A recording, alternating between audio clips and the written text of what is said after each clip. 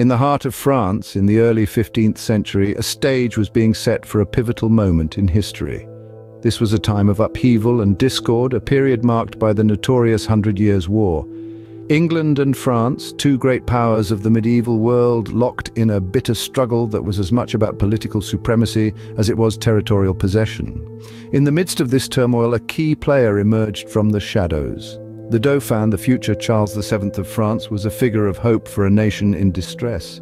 Yet his kingdom was under threat and the crown a heavy burden. The stage was set, the actors ready, and the plot as intriguing as the times themselves. The English, thirsty for power and dominance, set their sights on a strategic location, the city of Orléans. The future of France, its people, its culture, and its sovereignty hung in the balance.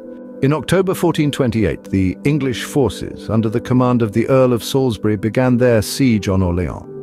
The Earl of Salisbury, a seasoned military leader, devised a strategy that was as shrewd as it was ruthless. He knew that the city of Orléans was the key to controlling the Loire Valley. His plan was straightforward but brutal: to surround and isolate the city, cutting off all possible aid and supplies. The city was to be starved into submission.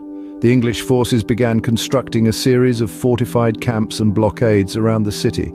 They controlled the roads, the river, and the surrounding countryside. The city of Orléans was caught in an iron grip, its lifelines severed.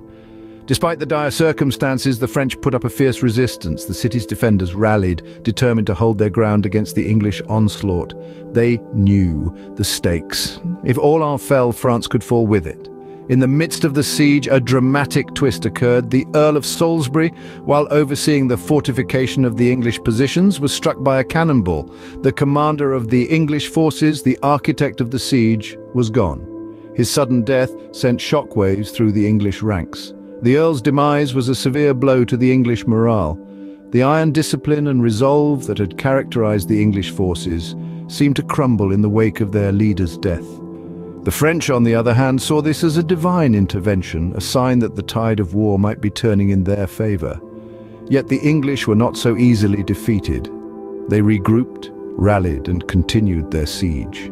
The city of Orléans remained under the English stranglehold, its fate hanging in the balance. The death of the Earl of Salisbury had thrown a wrench in the English plans, but it did not spell the end of the siege. With the loss of their commander, the English forces were in disarray, but the siege was far from over. In the midst of despair, a beacon of hope arrived for the French in the form of a young woman, Joan of Arc. It was the spring of 1429, and the city of Orléans had been under siege for months. Joan, a mere 17 years old, arrived in the city with a mission she claimed was divinely inspired. Born into a peasant family in the French village of Domremy, Joan started having visions at a young age which she believed were messages from God.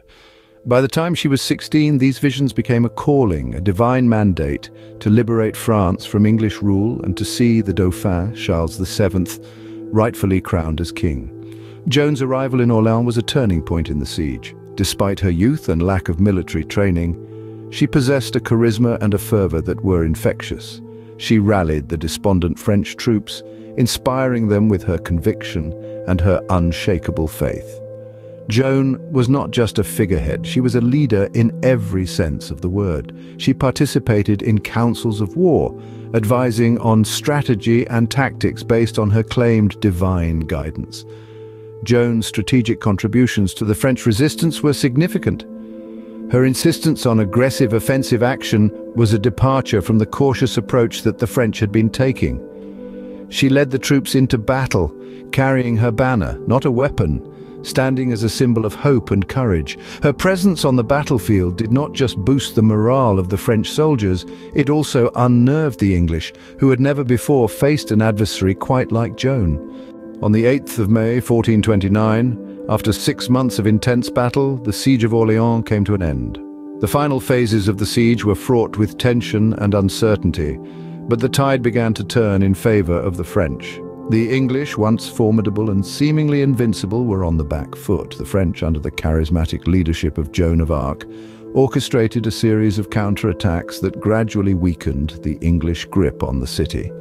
The French forces began their assault with an attack on the English-held fort of Saint-Lô, followed by an equally successful strike on the fort of Saint-Jean-le-Blanc. These victories boosted the morale of the French troops and civilians alike, and the momentum of the siege began to shift.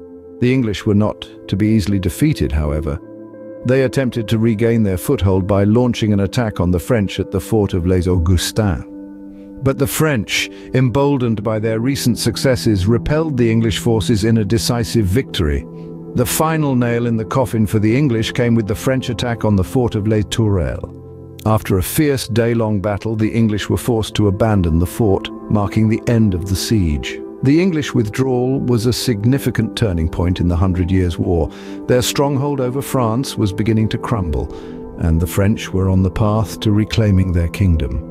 The impact of the siege's conclusion was monumental.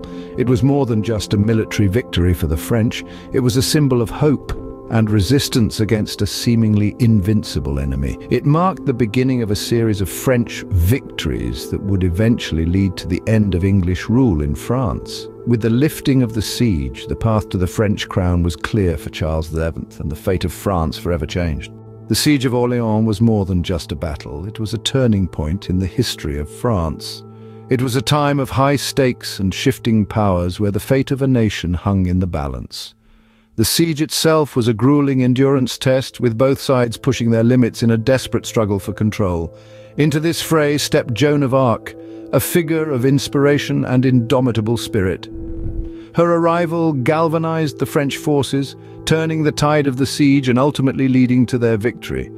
Alongside her, Charles VII rose to the occasion, demonstrating leadership and strategy that would shape the future of France. But it was more than just the actions of individuals. It was the collective determination, the unwavering belief in their cause that truly defined this moment in history. In the end, the Siege of Orléans was a testament to the power of determination, strategy, and an unwavering belief in one's cause. Hopefully you enjoyed the video and will hit the like button. Please take the time before you go to support this channel by subscribing. That way you never have to worry about missing an episode. Feel free to also explore the links in the description below. We are the Minutemen of History.